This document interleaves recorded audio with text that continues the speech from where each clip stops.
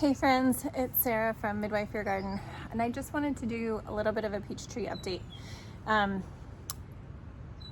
did not prune my peach tree appropriately. It is way too big and bushy. And we will try and do better next year about cutting more off. It's very hard for me to do, just like it's hard for me to do this part.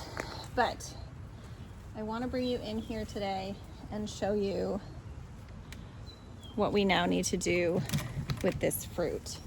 So let's see if you can see these guys. That's actually helpful. So these fruit are really, really close together. There's 3 right here in a bunch, and we really need them to be really a good 4 to 6 inches apart. And if we can get in here and do that, which is sadness for all, you can see these bunches. They're like so many of them, but there's so much greenery here. So like there's this group of 4 right here, and we need to take off 1, 2, 3 of those 4. And then this next one over is about 4 inches apart, so we can leave that. And there's this branch right here where there's 1, 2, 3, 4 on this little tiny ass branch. Little tiny branch. And we really can't have that many. So most of this tree has been done. It's just this last branch here that we left so that I could show you what we're talking about. Sometimes I will leave them as close together as these 2. This one and this one. You can see those guys. And I probably shouldn't. I should probably take off this middle one.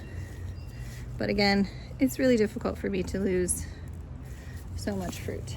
So I do my best. They do come in clusters of at least 2 most of the time, and so you do have to take off those, and then really you should take off a bunch of the clusters in between. Now, the theory behind that is that this poor tree just cannot actually sustain that much fruit. And in the wild, it just would never be this healthy and happy and be able to do this. It would have off years and years where it just didn't grow anything. And so the goal is to try and keep it as close to that happy and healthy as we can.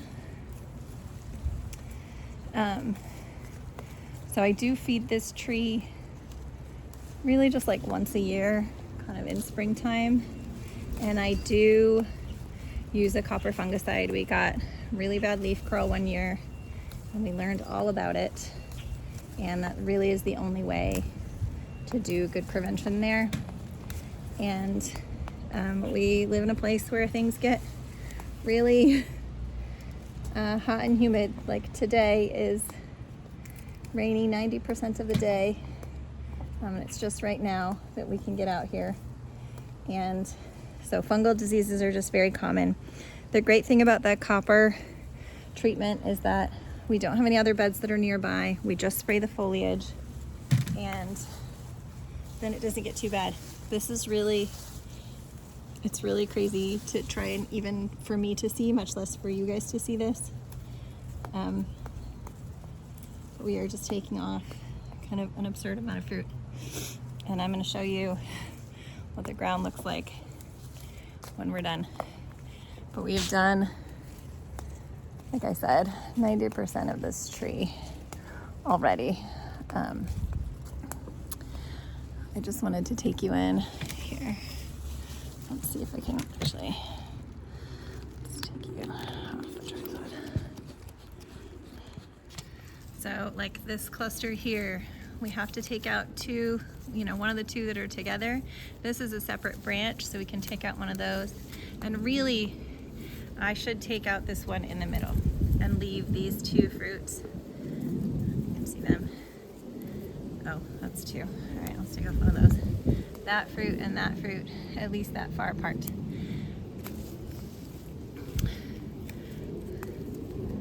But it's kind of an immense amount of fruit that you have to take off the tree in order to do this. And it's very sad. So I don't usually get it all done on one swoop, just because I can't make myself do it. So I come through and I get them you know, a couple inches apart. And then I come through in another few days and I go, oh, those are still too close, right? I still have these guys just a couple inches apart. I should take one of those out because there's another 2 right down here. So at least one of these should go. But it's really hard to get myself to do that. This one, we've got all these with pears. So you gotta take at least one of the pears out. But really, we should take out sort of every other pear as well. So that one should go. That one's still a pear. These are still too close together. I should really take that one out. It just hurts my little heart to do that. So we're just gonna kind of keep going in here. But let me see if I can find a, here. This is what the floor looks like. And yes, I should clean up all these peaches. But so far the only people interested so far have been the bunnies, and I'd rather they be over here eating all the peaches off the ground than bothering anything else, so haven't really minded that. Let me give you a bigger overview of the tree itself. So we do have a big spot in the middle that's open, but this big branch, you can see it, that big branch right there in the middle, really needs to come out, and it should have come out this spring, but I didn't do it. So that needs to come out. That'll really open up the center, and then I just need to make it smaller. It's a little too big for us to manage well without a ladder, but it's so happy and so healthy that it's been just tough to do that. So that's me and the peach tree. We're just gonna finish up pruning, but I just wanted to show you kind of what the plan was and why we're doing it. Thanks.